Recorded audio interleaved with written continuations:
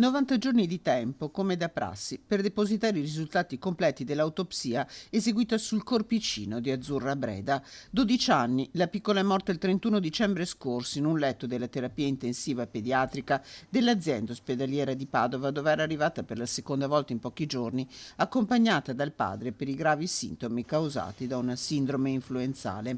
Una morte che ha gettato nello sconforto una famiglia e tutta la comunità di Sant'Angelo di Piove di Sacco e su cui i genitori hanno chiesto di far piena luce presentando una denuncia ai carabinieri. Da qui il fascicolo aperto dalla Procura di Padova che vede indagate 3 dottoresse con l'accusa di cooperazione in omicidio colposo. Si tratta della pediatra di famiglia, di una specializzanda di 33 anni e di una pediatra strutturata dell'azienda ospedaliera presenti all'esame autoptico attraverso consulenti di parte nominati anche dalla famiglia di Azzurra accanto ai 2 medici incaricati dalla procura.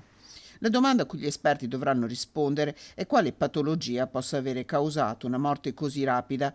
Tutti nella famiglia di Azzurra avevano avuto l'influenza a fine anno, i genitori e anche la sorellina più piccola. Il 29 dicembre, dopo un consulto telefonico con la pediatra, il papà e Azzurra si rivolgono al pronto soccorso. La dodicenne viene visitata e dimessa. Il 30 dicembre, dopo un altro consulto telefonico con la pediatra, Azzurra torna al pronto soccorso e viene ricoverata e poco dopo trasferita in terapia intensiva, dove muore la mattina del giorno dopo. Eseguita l'autopsia, si attende adesso la restituzione del corpo alla famiglia.